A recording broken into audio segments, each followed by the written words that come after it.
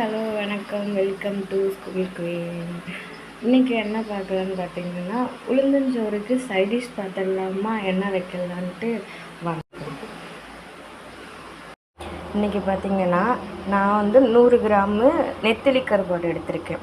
இது நான் hot water ஊற்றி வச்சுருக்கோம். இதில் மஞ்சள் ஆட் பண்ணிக்கலாம். லைட்டாக கொஞ்சோண்டு மஞ்சள் பொடி ஆட் பண்ணிக்கலாம்.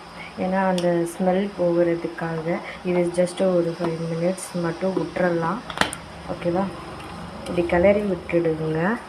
கிளறி விட்டதுக்கப்புறம் இது தலையை மட்டும் பிச்சு அரிஞ்சிக்கிடலாம். இப்போ பார்த்திங்கன்னா நம்ம தலையை அரைஞ்சி எடுத்துட்டோம். தலைப்பகுதி பூரா நம்ம க்ளீன் பண்ணியாச்சு. இது ஒரு 2 தண்ணி வாஷ் பண்ணி எடுத்துக்கிடுவோம். 2 தண்ணி விட்டு கழுவி எடுத்துக்கலாம்.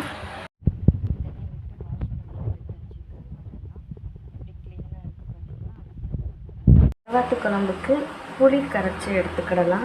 இத்தனை கொண்டு புளியை போட்டு கரைச்சி எடுத்துக்கலாம். தண்ணி கம்மியாகவே ஊற்றிக்கிடுவோம். ஊற்றிட்டு புளி கரைச்சி எடுத்துப்போம். கருவாட்டு குழம்பு பண்ணதுக்கு ஸ்டவ் பற்ற வச்சுக்கலாம். ஒரு கடாய் வச்சுப்போம். கடாய் ஹீட் ஆகட்டும். கடாய் ஹீட் ஆகிடுச்சு. கொஞ்சோண்டு ஆயில் ஆட் பண்ணிப்போம். இந்த அளவுக்கு ஆயில் போதும். எண்ணெய் காஞ்சிருச்சு. கடுகு போட்டுக்கலாம். கடுகு வெடிக்கும். கடுகோடு சேர்த்து கொஞ்சோண்டு வெந்தயம் ஆட் பண்ணிக்கலாம். வெந்தயம் கண்டிப்பாக சேர்க்கணும். கருவேப்பிலை ஒரு கொத்து போட்டுக்கலாம்.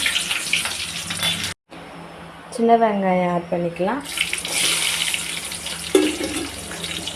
சின்ன வெங்காயம் நல்லா வதங்கணும். நல்லா கண்ணாடி பதத்துக்கு வதங்குற அளவுக்கு வதக்கிக்கிடலாம். சின்ன வெங்காயம் சீக்கிரம் வதங்கணும் அப்படின்னா நம்ம கொஞ்சோன்னு கல்லுப்பு ஆட் பண்ணிக்கலாம்.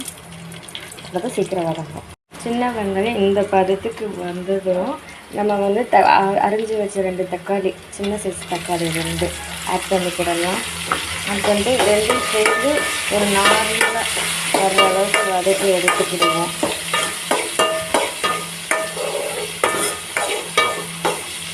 இதோட நம்ம கழுவி வச்ச கருவாடை சேர்த்துப்போம். ஏன்னா இதோட சேர்த்து வதக்கும்போது வெங்காயம் தக்காளியோடைய ஃப்ளேவர் கருவாட்டில் அப்படியே இறங்கும். டேஸ்ட்டும் நல்லா இருக்கும். இது ஆட் பண்ணிப்போம். சேர்த்து வதக்கிப்போம். வதக்கும்போது தக்காளி வெங்காயத்தோட ஃப்ளேவர் இதில் அப்படியே ஆகிறாங்க. நல்லா வதக்கி விட்டுக்கிடலாம். வதக்கிவிடும். லைட்டாக மஞ்சள் பொடி ஆட் பண்ணி மஞ்சள் பொடி லைட்டாக ஆட் பண்ணிப்போம். இதோட குழம்புத்தூள், வீட்டில் அரைச்ச குழம்பு தூள் ஆட் பண்ணிப்போம்.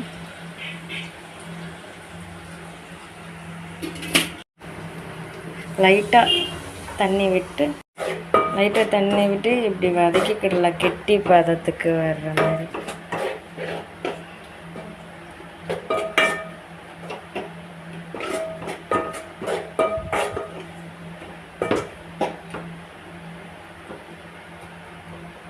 இது ஒரு 1 மினிட் அப்படியே இருக்கட்டும். இந்த மாதிரி வதக்கி எடுத்து இப்படி கொதி வந்த உடனேவும் கரைச்சி வச்சுருந்த புளிக்கரைசலை ஊற்றிப்போம். புளிக்கரைசல்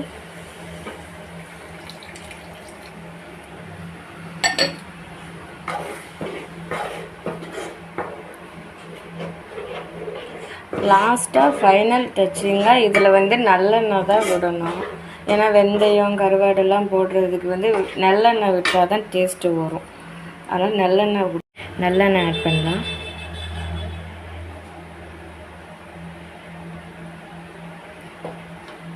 நம்ம ஊற்றின நல்லெண்ணெய் இப்போ நம்ம கிண்டி விட்டுருவோம். கிண்டி விட்டு லைட்டாக தண்ணி ஆட் பண்ணி போதும். நம்ம தேவைக்கு தண்ணி ஊற்றிக்கலாம். தண்ணி ஊற்றிட்டு இப்படி கிளறி விட்டுப்போம். இப்போ நம்ம ஊற்றின நல்லெண்ணெய் நல்லா பிரிஞ்சு வர அளவுக்கு இது கொதிக்கட்டும்.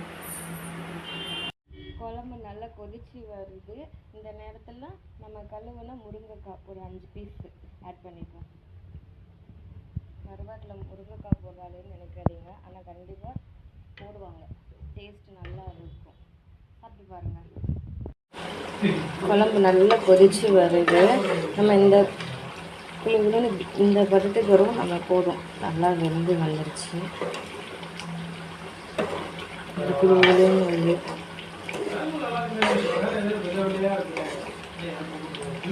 போதும், குழம்பு ரெடி ஆகிடுச்சு.